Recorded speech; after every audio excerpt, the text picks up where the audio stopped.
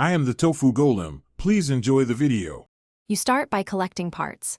1 lead, a 330 omega resistor for a 3V source, battery, and a small switch. Once gathered, place everything on a non-conductive mat so pins don't short.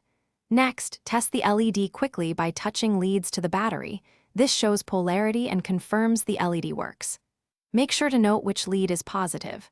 While you test, measure your enclosure interior, so the LED and battery will fit without strain or twisting of wires. Now you wire the circuit. Solder the 330 omega resistor to the LED's positive lead to limit current, because LEDs need protection to avoid burning out. Once soldered, slide heat shrink or tape over the joint to prevent shorts. Attach the switch in series between the battery positive and resistor so you can toggle power. Shorter leads reduce resistance and stress. Mount the LED centered in your diffuser or jar opening, and secure the battery so it won't move. Stability improves longevity. To finish, test the assembled nightlight. Flip the switch and observe brightness and any heat buildup.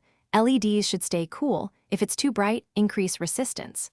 Once satisfied, seal the enclosure edges with hot glue but leave a small vent if using larger batteries to prevent pressure. If it doesn't light, check polarity first, then inspect solder joints for cold connections. Make sure the switch is wired correctly.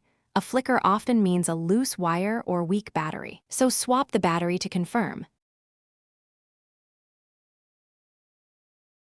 Thanks for watching. Consider subscribing if we helped you today.